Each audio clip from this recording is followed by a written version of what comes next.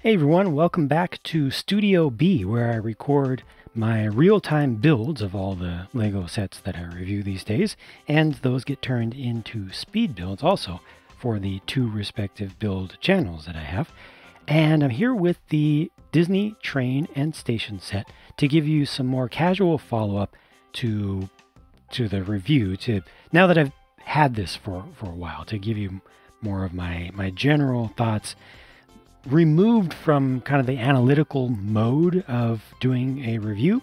And since I've actually had this for some time, I've had time to either gain further appreciation for it and for some parts of it, or stew over things that I dislike, for a longer time. And getting away from that analytical mindset lets me look at this even more as just a consumer, just a buyer, and just a LEGO fan, which is definitely a mindset that I always do put myself into when reviewing sets. But the farther I get away from the review, the more the shift goes to just the pure subjective for me, where I don't need to weigh the objective factors quite so much about value. It's something that I just have. And I've actually run the train around New Jang City quite a bit more than you saw in the review. And so based on my experiences with that, there's something that I need to talk about first. It's this. It's the powered up remote control unit, little Bluetooth unit, which came with the other two powered up modern trains that LEGO has done over the past year or two, the passenger train and the cargo train. They include this with those. They don't include it with this more expensive train, unfortunately. And I very strongly now have to recommend that if you get this train set, buy one of these also. It's an additional $23, but I believe it's really, really worth it.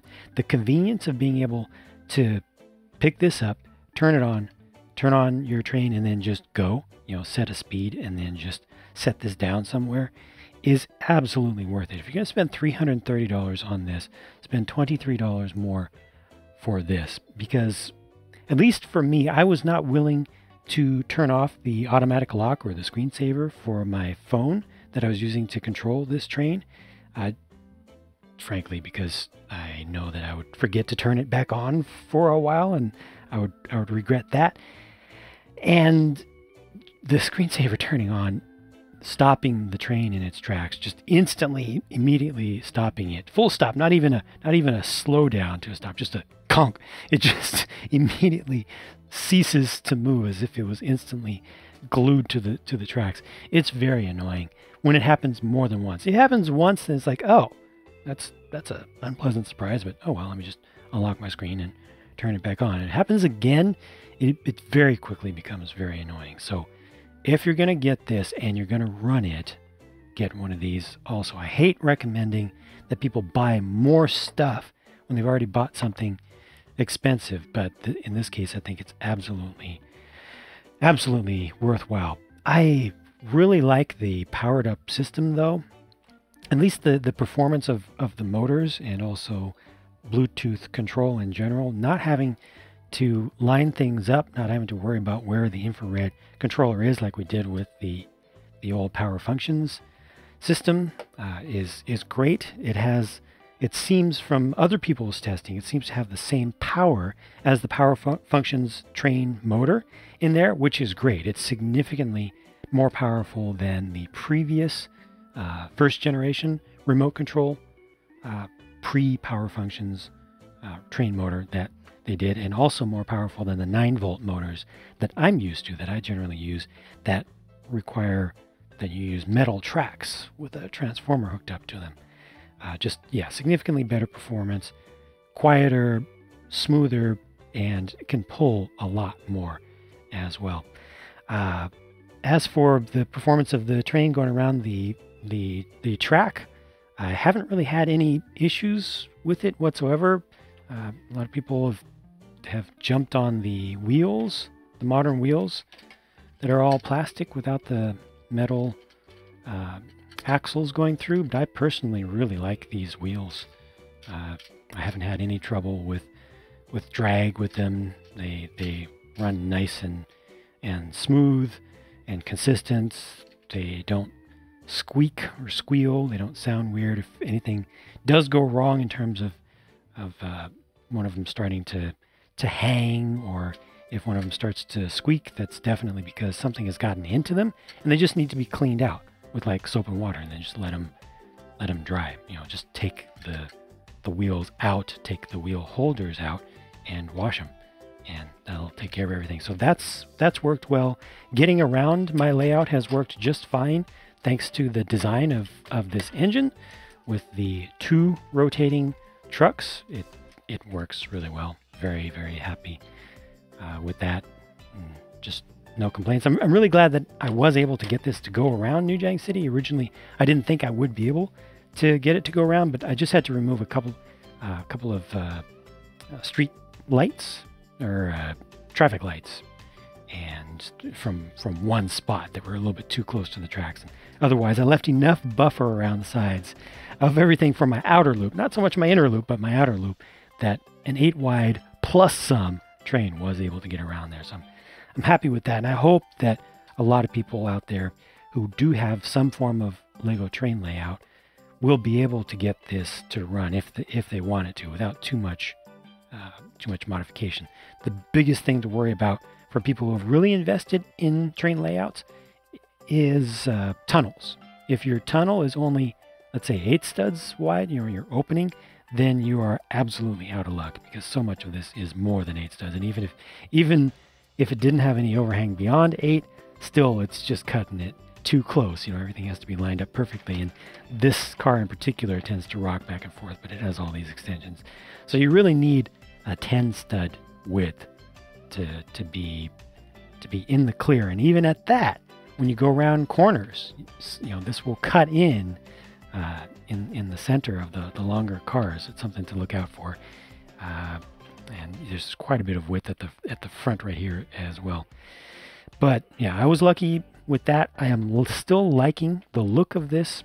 I still think that it looks charming. I've actually gained a little bit more appreciation for its visual appearance, even though I do stand by everything that I said about the proportions still being farther off than they ought to be. The boiler really should have been smaller. It would have looked so much more like a proper fantasy theme park train, particularly the Disney ones, because they really use the small boilers, small diameter boilers, really down low. And it has definitely inspired me continually to redo my own 440 American steamer locomotive, which now looks pretty plain by comparison. I was happy with it when I made it, because I did it just from scratch without using any reference materials or anything. But I want to go back and redo that. Interestingly, I've not become any more disenchanted with the look of this, the proportions of it. This actually looks more charming to me than the real thing. And the more I look at it, the more I feel that way. It just needs some detail under here. I think that's the only thing that's missing. Something to add, some suggestion of brake lines or something under here, I think would really help the look of this. Otherwise, the fact that it is not realistic, I think is okay. It looks like a toy that is based off something real, and I think that's perfectly fine, because that's exactly what it is. And it doesn't need 100% realism. I know I'm contradicting myself a little bit there, wanting more realism for this, but the funny thing about that is that the realism that I want is for it to be more like the unrealistic real CK Holiday locomotive, which is in turn a caricature scaled up version of a model train, which was based off a real train that had proportions more like this. It all goes in weird cycles, but hey, the way I feel is the way I feel, and that's just what I'm gonna share, even if sometimes it doesn't necessarily make total logical sense. As for the station, so that's interesting. My thoughts about that have changed a bit for the negative, and I spent some time really looking at this and trying to figure it out before I started this video here, trying to figure out more of what it is about this that I'm not happy with. And there are two major things. One of them, as it turns out, this is just skipping over a whole lot of analysis, just getting to the end, to the answer, is the platform at the front. That big square of gray, or rectangle of gray, and dark gray at that, particularly with these pockmark 2x2 jumpers, brings down the color scheme and the texture scheme of this whole thing to my eyes.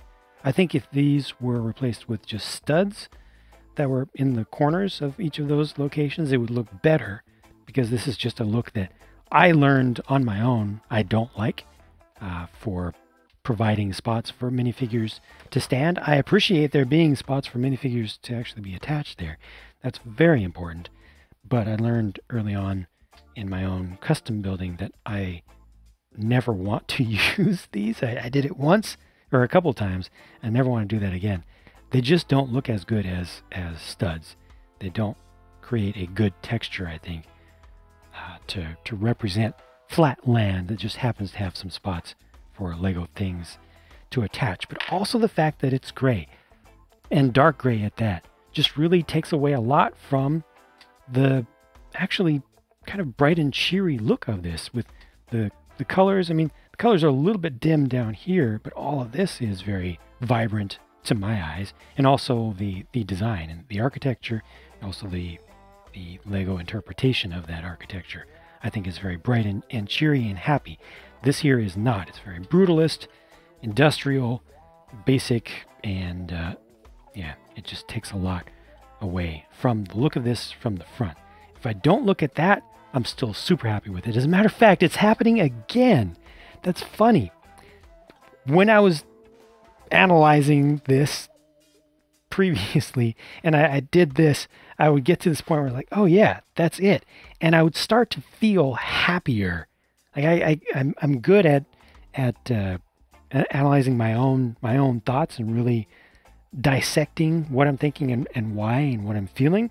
And yeah, it's happening again. I feel happier looking at this. I'm able to better appreciate all the good stuff and all the vibrant, just happy look of most of this. As soon as I cover that up, it's almost like my eyes start to adjust, and then it sends different signals to my brain that just adjust the, I guess, the ratio of good chemicals to bad chemicals. Very interesting. But let me move on from that, because the other thing is this, the look of it from the back. Now I need to pause here and turn off some of my lights. There we go. So this is a more natural look at this without lights that are intentionally placed to light up the interior spaces. See how dark that is? Especially down here, this entire lower level. So what I've done here is I have not changed the settings on my camera at all from the previous shots. I've just left everything exactly the same as it was. So there's no adjustment for the difference in lighting here. So you just see how dark that is in absolute relative terms. Is that even? Oh, it feels a little oxymoronic, but no, it's real. This is actually how dark the place looks. Now I'm actually not so much bothered by this over here, because it is supposed to be a corner, and I can just imagine that in a real space that this is suggesting. I've never been there, and I haven't looked at pictures of the interior that well, but I can think of spaces like this, and I can imagine this being a slightly dark corner with just a light or two up above in the ceiling, trying to light the corner or the picture and the model. And it doesn't bug me that much. And then this up here, it has more light that's allowed in because it doesn't have this post here. This is all open, so more light comes in from the sides. So that's okay. All this obviously is plenty open. This is open enough to be sure. And even this corner down here is not so bad. I mean, this part is cool. I can see the nice chandelier easily. But then back in that corner, that does look too dark. What bothers me most is actually this center section right here, because this is like main area. This is the center front door where minifigures would come in and be greeted. There would be a chip back there behind the desk with that big bright smile waiting to, to welcome you in. And there's just not enough light for it to be a welcoming space. This is actually a very nice looking little bench with the medium nougat color. That's one of those vibrant colors that I really like about the upper half of the building from the front. But here, it looks kind of sad. It almost looks like a place here. I'll just do it. Looks like a place where somebody who's sad and lonely would be sitting. Look at that.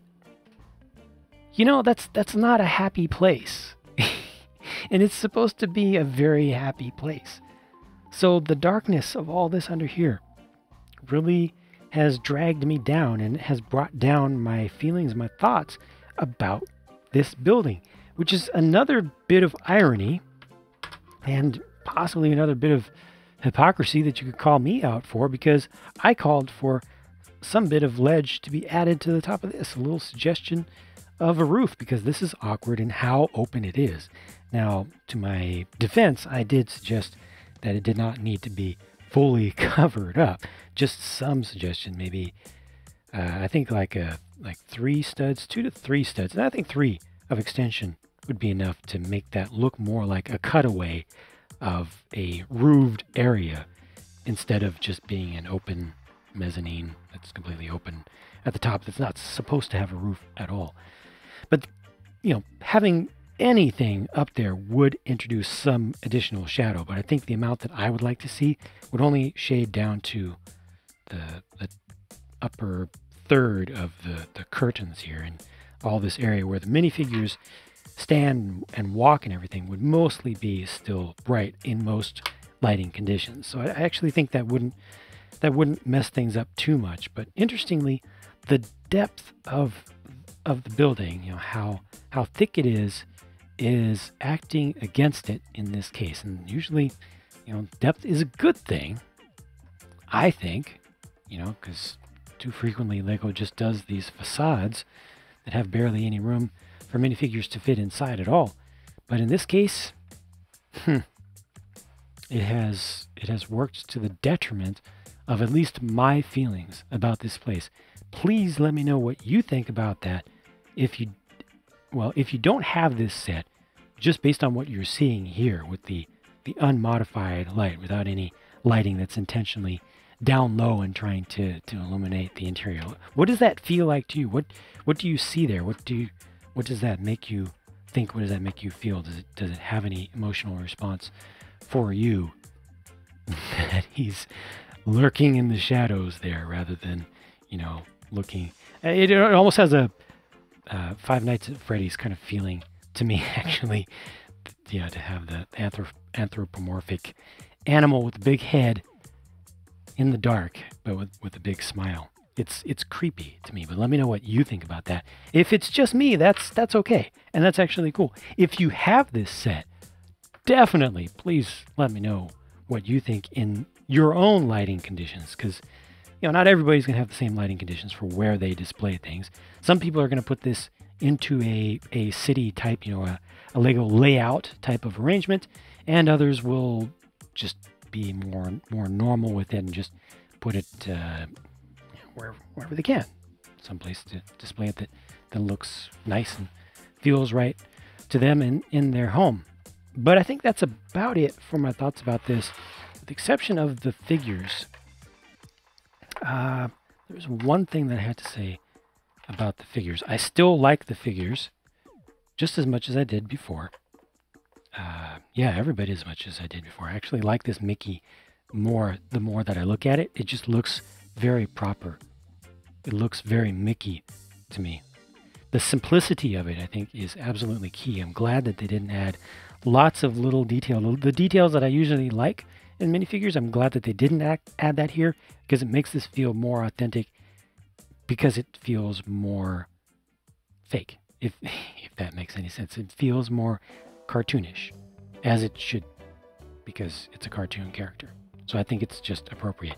And the same thing goes for Minnie. This is a really good Minnie. The only thing that I don't like about it is the fact that it takes some work to get the skirt to go the way you want it to, and I still haven't done enough of that work to keep the skirt down. By default, like when I first put this on, it was just a flat disc. It's round. It's a round piece. It's perfectly round. So when I put it on, it just was out flat, which, you know, it's not what you want. But I've tried several times to just kind of cheapy iron it like this, and it just won't stay just yet. But I have not used heat and moisture properly to try to get it into a proper shape. It needs a little bit of molding.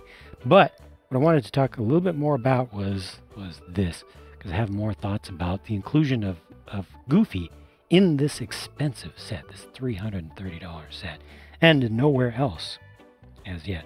I know, and I've seen, a lot of people are unhappy about that and see it, if they so choose, as an evil move on the part of Lego. It really comes down to what you want to think about this situation. Because if you want to think about it being an evil move, it's very easy to make that case.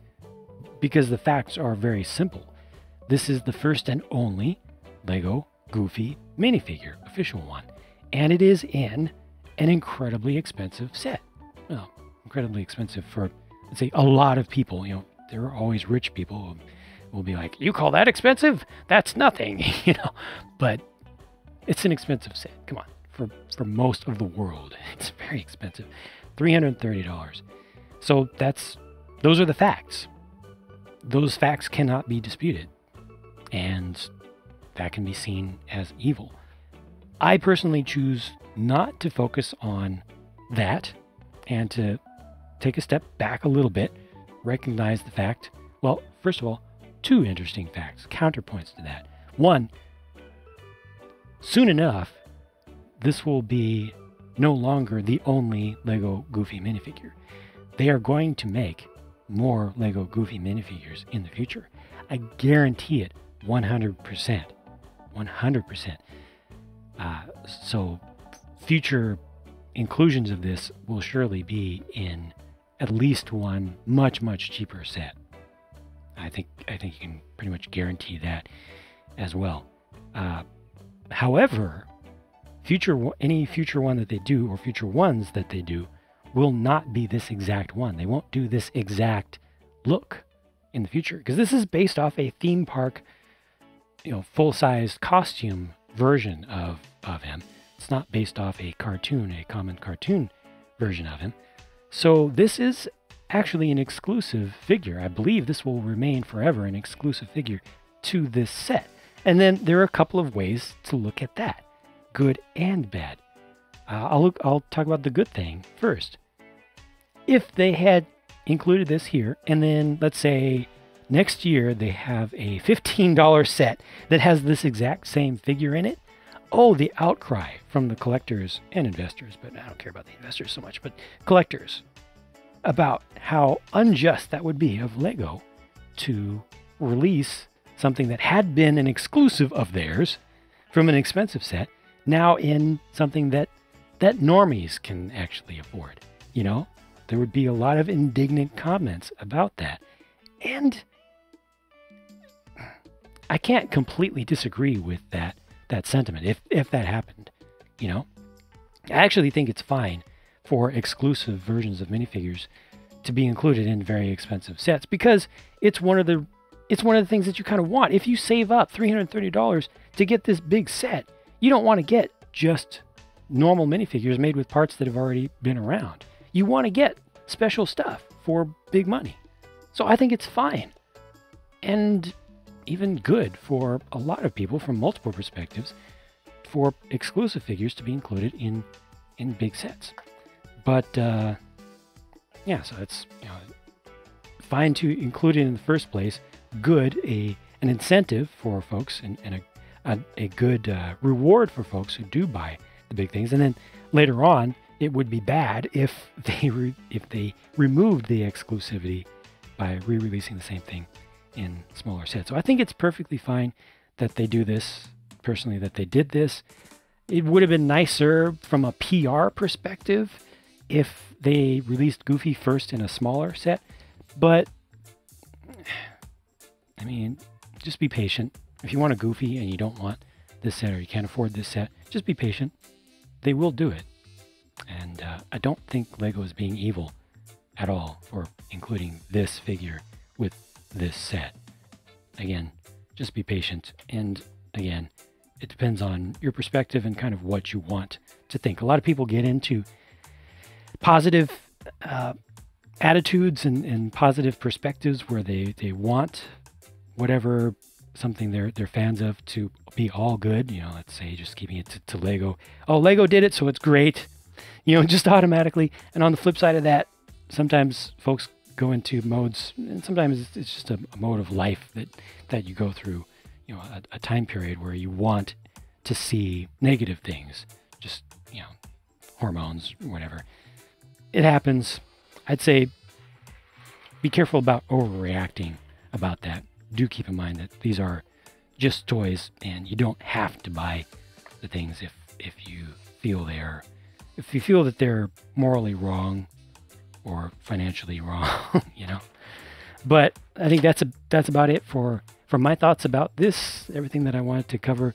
If you're going to get this and you're going to run it, get one of these for sure. The train is good. It's good to run. It's good to run longer term. I haven't run it a whole lot. I've only run less than one battery pack, which actually has taken quite some time. So I've got some pretty good rechargeable batteries in there. But, you know, I don't have true long-term experience with it, just much longer term than was suggested by the review. And I still like the look of this, minus the building, that is, minus the platform. The platform kills it for me, kills my mood. I feel like when I put the figures on there, it helps, but not quite enough.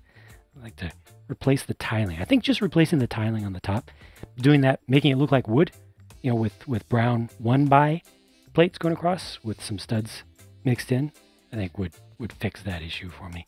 Let me know what you think about my thoughts, and if you have any of your own additional thoughts about this set, having seen it for a while, you know, having gotten past the whole initial blitz of its announcement, and then all of the sponsored reviews, the free reviews, and then also the first round of independent reviews and builds and different looks at it.